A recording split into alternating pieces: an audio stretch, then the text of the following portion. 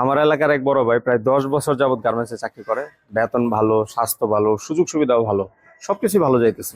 হঠাৎ করে একদিন ফেসবুকে দেখি ভাই হসপিটালে ভর্তি। তো বাইরে দেখতে গেলাম, যাই দেখি ভাই চর্ম ও যৌন বিভাগে ভর্তি। ভাই সারা শরীরে এরকম আপনার ফুসকা উঠে অবস্থা, চামড়া চলে গেছে। তো বাইরে জিজ্ঞেস করলাম ভাই এই অবস্থা কেমনে হলো? তো ভাই বললো যে আমি যখন গার্মেন্টসে চাকরি করতাম, ছোটখাটো ডাস্ট ময়লা শরীরে লাগতো, এদিকে চুলকাইতো, হাঁচি হইতো মাঝে মাঝে, খুব বেশি গুরুত্ব দেয়নি। গত 2 দিন যাবত হঠাৎ করে সারা শরীর ফুলে গিয়ে ভিতরে পানি হয়ে এটা একবারে অবস্থা ভয়াবহ হয়ে গেছে। তো এখন উনার সর্বশেষ পরিস্থিতি যেটা, উনার অফিসে উনার বদলে লোক নেওয়া হয়েছে, উনার চাকরি শেষ, স্বাস্থ্য শেষ, টাকা শেষ, আর ভোগান্তি তো ফ্রি। তো উনার এখন একটাই কথা, যে ছোট জিনিসটা যারা ছোট করে দেখে, যারা ছোট জিনিসটাকে চিকিৎসা না করে, তাদের কপালে ভোগান্তি আছে।